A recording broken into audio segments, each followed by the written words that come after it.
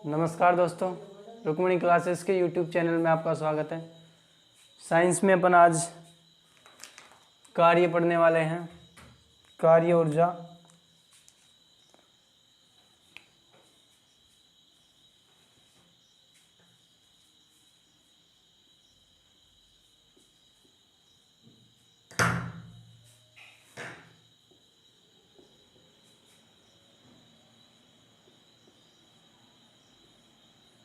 कार्य ऊर्जा एवं शक्ति। आज जो अपना टॉपिक होगा कार्य ऊर्जा एवं शक्ति होगा। तो अपन जो टॉपिक स्टार्ट करने वाले हैं, सबसे पहले उसमें पढ़ते हैं कार्य।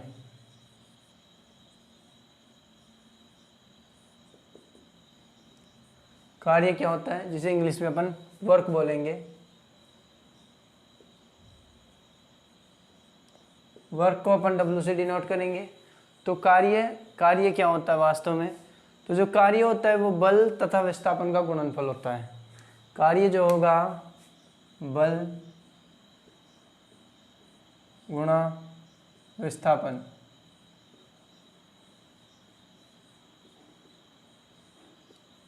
या इसको लिखेंगे, कार्य W से डिनोट करते हैं F.S, जहाँ FV और SB दोनों क्या है, सदिश राशियाँ हैं।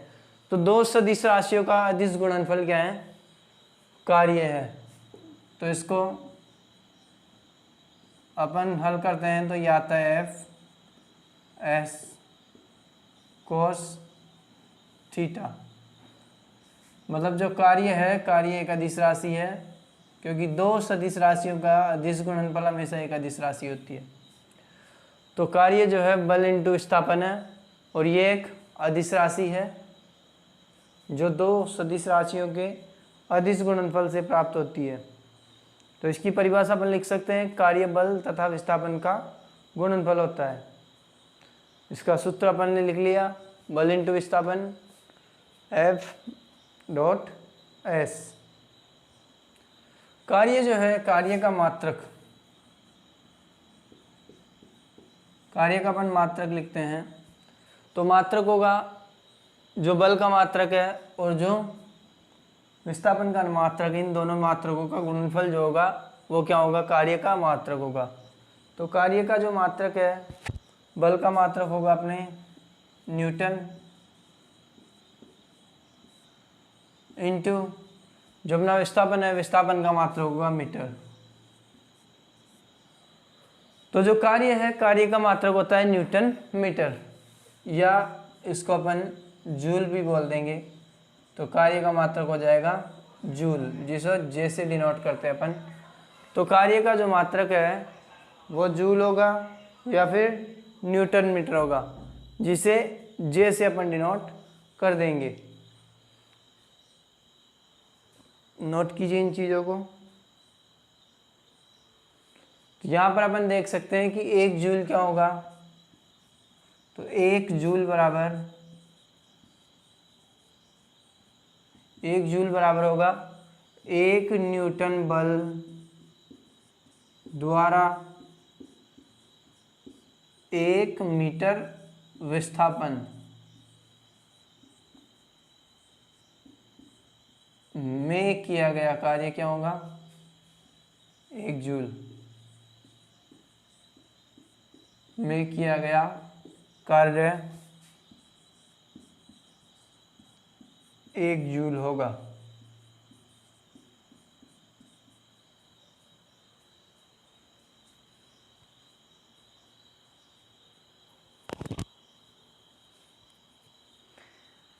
अब जो कार्य है, इस कार्य के लिए अपने तीन स्थितियां अपने को प्राप्त होती है। जो स्थिति एक है वो अपनी प्राप्त होगी, अपन देखते हैं इसके लिए जो कार्य है उसके लिए अपनी तीन स्थितियां प्राप्त होगी अपने को। सबसे पहले स्थिति फर्स्ट देखते हैं, जिस पर विचार करेंगे अपन। स्थिति फर्स्ट ये कहती है कि यदि बल तथा विस्थापन के मध्य थीटा का मान 0 हो, अर्थात जैसे कोई वस्तु है, ये कोई वस्तु है, इस पर बल भी इसी दिशा में लग रहा हो और विस्थापन भी इसी दिशा में हो रहा हो, तो इस स्थिति में जो थीटा का मान होगा वो क्या होगा, वो 0 डिग्री होगा। ये थीटा क्या है, थीटा है बल तथा विस्थापन के मध्य का कोण। जैसे सामान्यतः अपन चर्चा करते हैं किसी भी वस्तु पर, जो मान लो ये F लग रहा है तथा वस्तु का इधर विस्थापन हो रहा है, तो इन दोनों के मध्य जो कोण होगा इस कोण को अपन थीटा से डिनोट करेंगे, जो कि अपना बल तथा विस्थापन के मध्य का कोण होगा। तो अपन विचार करते हैं कि एक वस्तु है जो जिस दिशा में बल लग रहा है उसी दिशा में विस्थापित हो रही है, तो जो वस्तु की जो स्थिति मानी जाएगी उसको फर्स्ट स्थिति में अपन लेंगे। इसमें थीटा का मान क्या होगा, थीटा का मान 0 डिग्री होगा। तो जो अपना बल का मान होगा F बराबर mg जो होता है, तो F को mg मान लेंगे सीधा। और जो S का मान है, S का मान भी ऐसे ही होगा, तो इससे जो अपना मान निकलेगा S भी S होगा, विस्थापन जो होगा। तो जो अपना कार्य होगा W बराबर F S cos theta. F का मान F ही मानते हैं, mg लिखो या नहीं लिखो वो वही बात है, S मानते हैं। और cos थीटा का मान 0 है, तो F S cos 0 डिग्री का मान होगा 1। मतलब जो अपना W होगा, जो वर्क होगा वो क्या हो जाएगा, W बराबर Fs हो जाएगा। मतलब यदि किसी स्थिति में जब बल तथा विस्थापन एक ही दिशा में लग रहे हो तो अपने को प्राप्त होने वाला कार्य Fs प्राप्त होगा। ये अपनी स्थिति प्रथम थी। स्थिति 2 पर चर्चा करते हैं। तो स्थिति 2 है अपनी, यदि जो बल पर लगने वाला, वस्तु पर लगने वाला विस्थापन और बल की दिशा से 90 डिग्री के कोण पर हो, तो ये स्थिति 2 जिस पर विचार करते हैं अपन। आप इसको उतारिए पहले।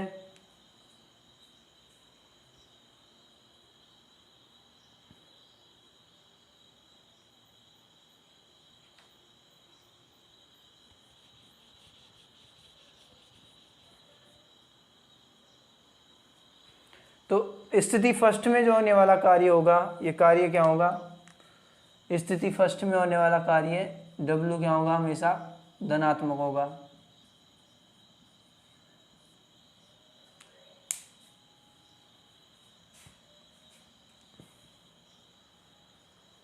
चर्चा करते हैं स्थिति सेकंड पर।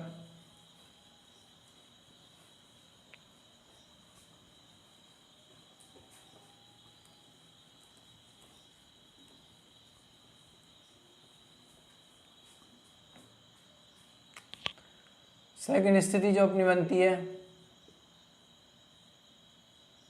केस 2, स्थिति सेकंड स्थिति ये कहती है कि यदि वस्तु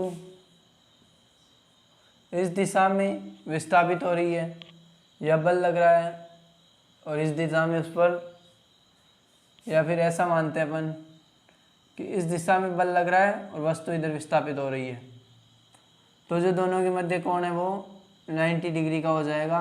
तो थीटा का मान हो जाएगा, इधर S आ गया, विस्थापन हो रहा है, इधर F आ गया, बल लग रहा है, तो ये जो कोण है 90 डिग्री हो गया। थीटा का मान कितना हुआ, 90 डिग्री। तो वर्क क्या होगा अपना, जो वर्क होगा F S cos theta. F का मान F ही रहेगा, S का मान S cos थीटा का मान 90 डिग्री, F आ जाएगा, S cos 90 का मान होता है 0, तो ये मान आ जाएगा 0, W क्या आ जाएगा 0। स्थिति 2 अपने को यह कहती है कि यदि कोई वस्तु जिस पर बल तथा विस्थापन के मध्य का कोण 90 डिग्री है, तो जो कार्य होगा वो 0 होगा। मतलब कोई भी कार्य नहीं किया जाएगा। इस प्रकार के अपन एक उदाहरण ले सकते हैं कि यदि कोई वस्तु यदि कोई कुली, इसमें अपन एक उदाहरण ले सकते हैं, कुली किसी संदूक को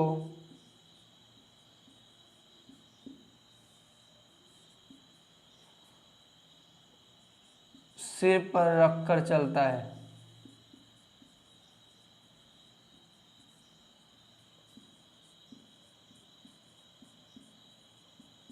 तो उसके द्वारा किया गया कार्य शून्य है।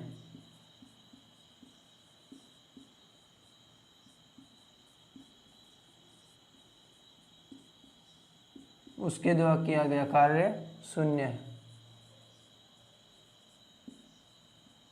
कारण क्या है कि जब कोई कुली है जो कि अपने ऊपर एक संदूक, अपने सर के ऊपर एक संदूक लेकर जा रहा है, तो अपन देखते हैं कि ये इस दिशा में जा रहा है, संदूक किधर जा रहा है, संदूक इस दिशा में जा रहा है, तो एस विस्थापन हो गया, विस्थापन इस दिशा में हो गया, लेकिन जो बल लग रहा है इस पर वो नीचे की ओर लग रहा है, गुरुत्वाकर्षण बल लग रहा है। तो गुरुत्वाकर्षण बल जो है जी लग रहा है इस पर, गुरुत्वीय त्वरण, तो इन दोनों के मध्य जो कोण है थीटा, उसका मान 90 डिग्री है। इसके कारण जो कुली है वो वस्तु ले जा रहा है उस दिशा में और बल लग रहा है उस दिशा में 90 डिग्री का एंगल है, जिसके कारण वर्क क्या हो जाएगा, 0 हो जाएगा। तो इस प्रकार का जो वर्क, इस प्रकार की स्थिति में क्या होगा, जो अपना वर्क होगा या जो W है वो शून्य होगा, कार्य शून्य है।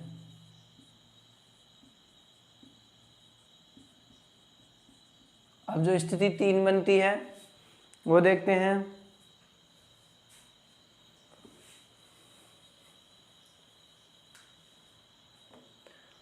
स्थिति 3 कहती है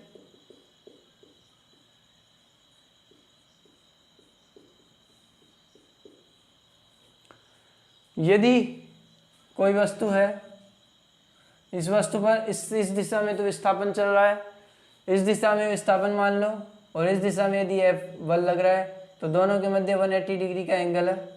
तो इस स्थिति में किस प्रकार की जो वर्क है, जो कार्य है, इस स्थिति में क्या होगा, तो यह कार्य जो होगा वो रोकने की स्थिति में होगा। दिशा के बल तथा कार्य की दिशा विपरीत हो जाती है, जिसमें 180 डिग्री का कोण हो जाता है। मतलब यदि कोई वस्तु इस दिशा में गतिशील हो रही है, तो यदि ये वस्तु है इस दिशा में गतिशील है, तो इधर से इस पर बल लगाया जाता है जैसे ही रोकथाम के लिए, रोकने के लिए, तो इन दोनों के मध्य कोण जो है 180 डिग्री है, और इस समय जो बल कार्य करेगा वो क्या होगा, स्थिति 3 में 180 डिग्री होगा, इसमें थीटा का मान। तो W क्या हो जाएगा अपना, F S cos theta, F आ जाएगा, S आ जाएगा, cos 180 डिग्री, तो ये आ जाएगा F S माइनस के 1 और माइनस के F S, मतलब वर्क क्या आ जाएगा, वर्क आ जाएगा माइनस के F S।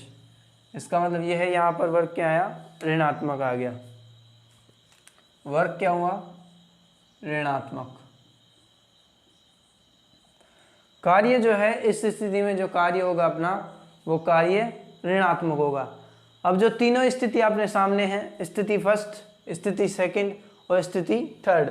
स्थिति फर्स्ट में क्या होता है, दोनों सेम दिशा में चलते हैं, तो 0 डिग्री का कोण है, सेकंड में 90 डिग्री का और थर्ड में 180 डिग्री का। तो इन तीनों के एक एक उदाहरण अपन देख लेते हैं कि जो स्थिति फर्स्ट है उसका उदाहरण है कि यदि कोई व्यक्ति किसी पिंड को पृथ्वी सतह से ऊपर की ओर उठाता है, तो उसके द्वारा किया गया कार्य हमेशा धनात्मक होगा। जैसे इस पर अपन एक क्वेश्चन करेंगे, अभी एक न्यूमेरिकल करते हैं। तो यदि किसी वस्तु को पृथ्वी सतह से उठाना है, इसका अपन उदाहरण ले सकते हैं, पृथ्वी सतह से उठाना, पृथ्वी सतह से वस्तु का उठाना।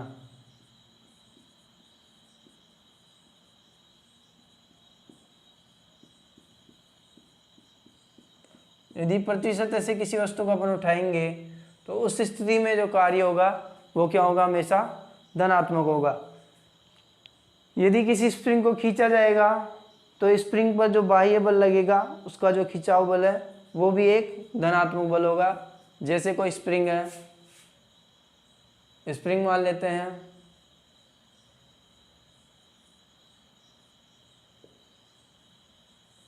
तो इस स्प्रिंग को यदि खिंचाव करेंगे, इसमें खिंचाव बल लगेगा, तो ये जो खिंचाव बल होगा उसमें भी जो कार्य होगा वो क्या होगा, धनात्मक होगा कार्य।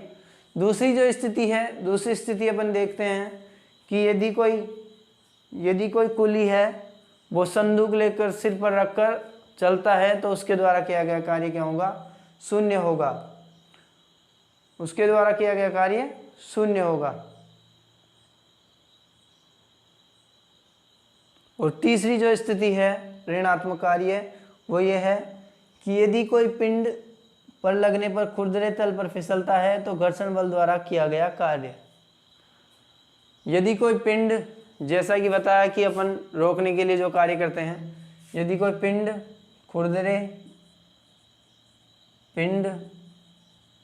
खुरदरे समतल पर, खुरदरे तल पर गति करने पर लगने वाला घर्षण, गति करने पर लगने वाला घर्षण, तो ये जो तीन स्थितियां हो गई, तीनों स्थितियों में अपन ने देखा कि किस प्रकार से कार्य धनात्मक है, कार्य ऋणात्मक है और कार्य शून्य है। तो इन तीनों से अपन एक कंक्लूजन निकाल सकते हैं, नोट डाउन कीजिए इनको।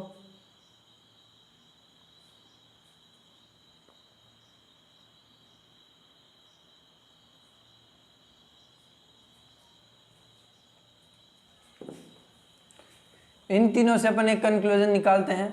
आप लिख सकते हैं कि कार्य, अपने को लिखना होगा कार्य धनात्मक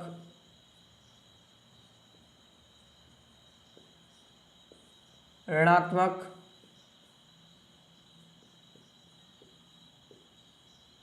या शून्य हो सकता है।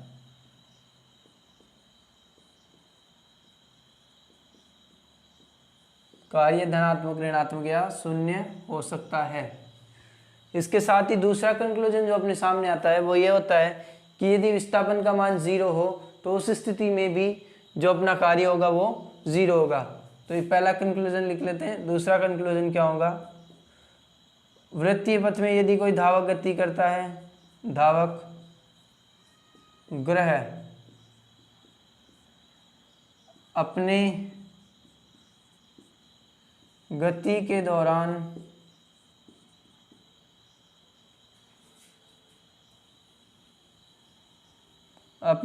दौरान प्रारंभिक स्थिति पर आते हैं, गति के दौरान प्रारंभिक बिंदु पर आते हैं,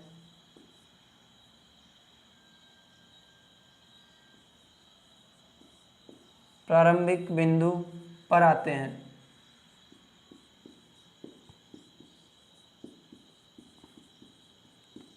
तो विस्थापन शून्य होने से क्या होगा, तो विस्थापन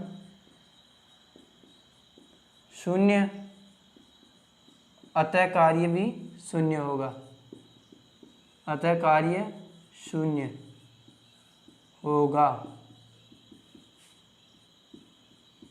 बिल्कुल इजी चीज है, सीधी बात है। यदि W कार्य का जो सूत्र होता है अपना F into S cos theta, तो यदि विस्थापन का मान शून्य है तो उस स्थिति में क्या होगा, जो अपना कार्य होगा वो भी शून्य होगा। तो ये नोट कीजिए आप। ये दो कंक्लूजन जो है इससे निकल कर सामने आते हैं कि कार्य धनात्मक ऋणात्मक या शून्य हो सकता है। और यदि वृत्ताकार पथ पर कोई गति करे धावक या फिर बाद में कोई ग्रह गति करता है तो अपने प्रारंभिक स्थिति पर आता है। इसके कारण विस्थापन का मान शून्य हो जाता है और विस्थापन शून्य होते ही उसका कार्य क्या होगा, कार्य उसके द्वारा किया गया कार्य शून्य हो जाता है।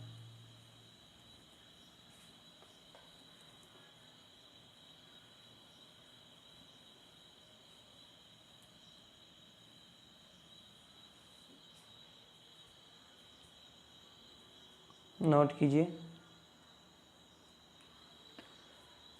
इसका एक न्यूमेरिकल करते हैं अपन।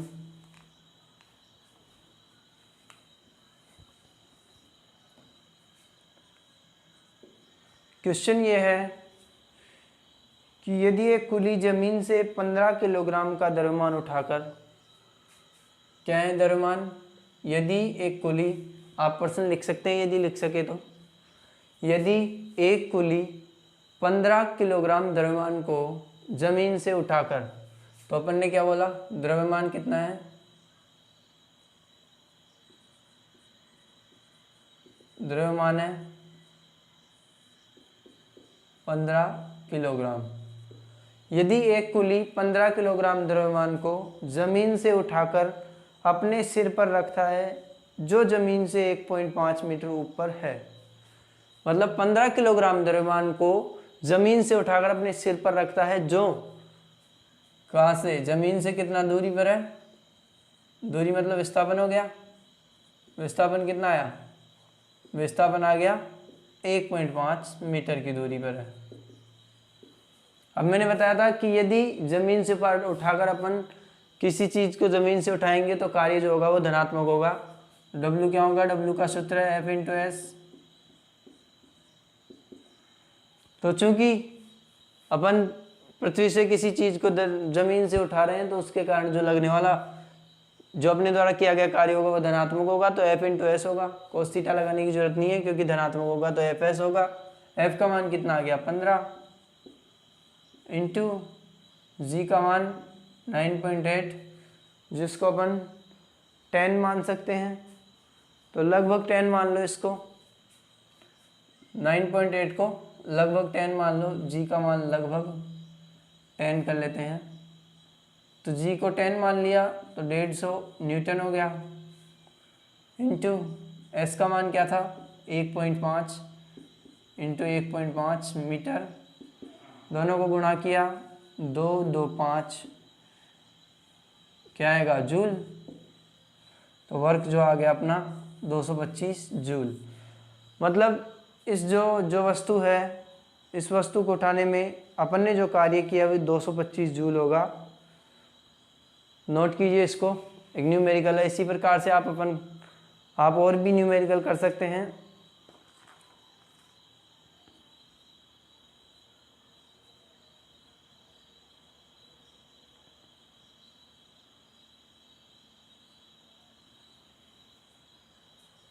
एक दूसरा क्वेश्चन अपने को दिया हुआ है कि यदि कार्य 150 जूल हो 30 न्यूटन बल लगता हो, यदि कार्य 150 जूल हो, बल का मान 30 न्यूटन हो, विस्थापन का मान 10 मीटर हो, तो विस्थापन तथा बल के मध्य लगने वाला कोण थीटा का मान ज्ञात कीजिए। क्वेश्चन आसानी से समझ सकते हैं, आराम से समझ सकते हैं। जैसे जो क्वेश्चन अपना कह रहा है वो ये कह रहा है कि यदि किसी वस्तु पर 150 जूल कार्य किया जाता है, उस पर लगने वाला बल 30 न्यूटन तथा विस्थापन 10 मीटर होता है, तो जो बल तथा विस्थापन है उन दोनों के मध्य का कोण थीटा का मान ज्ञात कीजिए। तो इसका सॉल्यूशन करेंगे अपन। सॉल्यूशन होता है W बराबर F S cos theta. W का मान अपने को दे रखा है 150, F का मान अपने को दे रखा है 30, S का मान अपने को दे रखा है 10, कोस थीटा का मान अपने को नहीं दे रखा, ये अपने को ज्ञात करना है। तो जो है इसको अपन देख सकते हैं, 0 से 0 गया, 3 को 15 से भाग दिया तो 5 आ गए, 5 को 1 बचा और इधर 2 आ गया, ये 2 हो गया, इधर मल्टीप्लाई में इधर आ जाएगा तो डिवाइड में हो जाएगा, 1/2 is equal to cos theta. Cos theta का मान 1/2 कब आता है, जब कॉस का मान 60 डिग्री होता है। तो कॉस थीटा कॉस 60 डिग्री बराबर कॉस थीटा,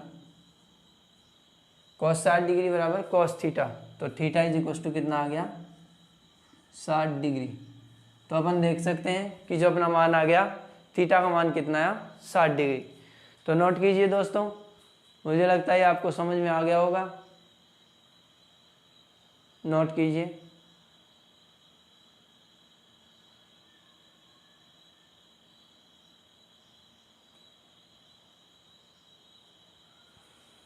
तो इस प्रकार से अपन सवाल इसके आराम से, कोई न्यूमेरिकल्स होंगे तो वो आराम से सॉल्व कर सकते हैं।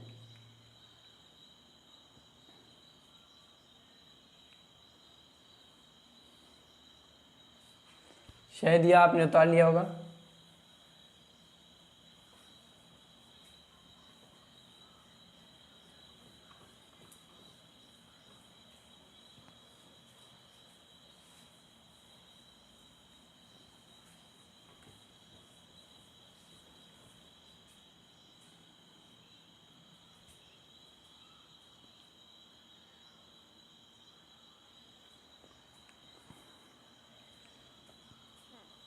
अब करते हैं ऊर्जा।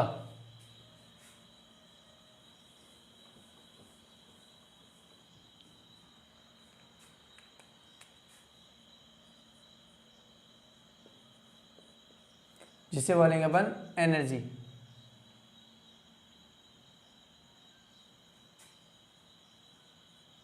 एनर्जी, ऊर्जा क्या होती है? किसी भी कार्य को करने के लिए किसकी आवश्यकता होती है? ऊर्जा की आवश्यकता होती है। तो ऊर्जा क्या होती है? ऊर्जा जो होती है वो कार्य करने की क्षमता होती है।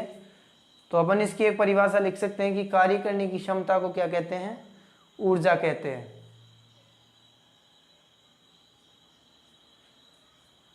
क्या लिखेंगे इसकी परिभाषा? कार्य करने की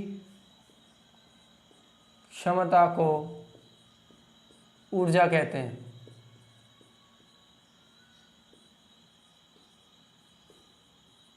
कार्य करने की क्षमता को ऊर्जा कहते हैं।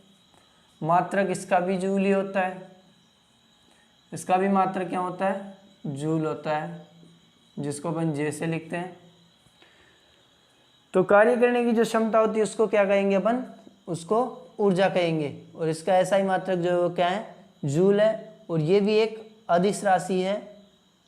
क्या है? ये एक अदिश राशि है। जूल ये अदिश राशि है। कार्य भी एक अदिश राशि थी, ये भी एक अदिश राशि है। गति के कारण जो ऊर्जा उत्पन्न होती है उसको गतिज ऊर्जा कहते हैं। गति के कारण जो ऊर्जा उत्पन्न होगी उसका मान होगा हमेशा हाफ mv²। ये क्या होगी? ये गतिज ऊर्जा होगी, इसको बोलेंगे गतिज ऊर्जा। और जो स्थिति के कारण उत्पन्न होगी या स्थिरता के कारण, स्थिति के कारण उत्पन्न ऊर्जा क्या होगी? mgh, जिसे अपन बोलेंगे स्थितिज ऊर्जा। इसे बोलेंगे स्थितिज ऊर्जा।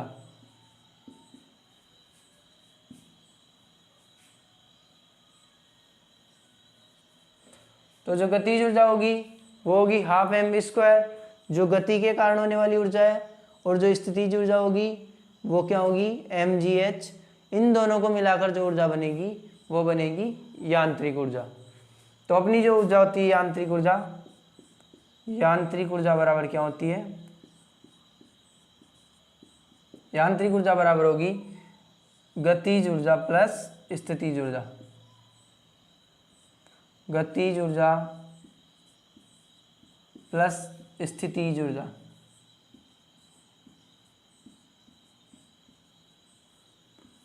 तो ये दोनों जो ऊर्जाएं हैं, इन दोनों ऊर्जाओं को मिला के तो अपन क्या प्राप्त करेंगे? यांत्रिक ऊर्जा प्राप्त करेंगे।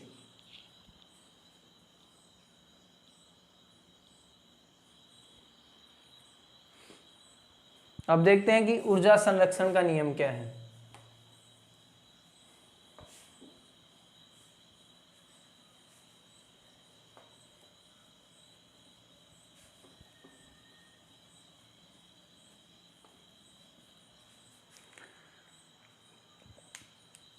ऊर्जा संरक्षण का नियम। ऊर्जा संरक्षण का नियम।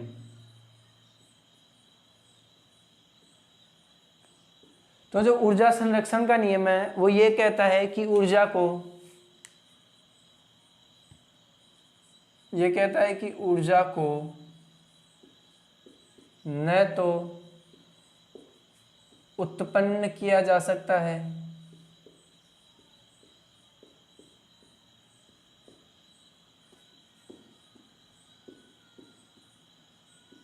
न ही नष्ट किया जा सकता है।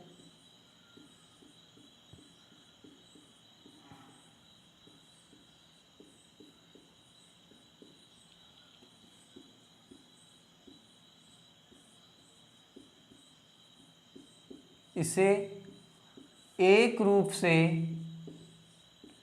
दूसरे रूप में, इसे एक रूप से दूसरे रूप में स्थानांतरित किया जा सकता है। स्थानांतरित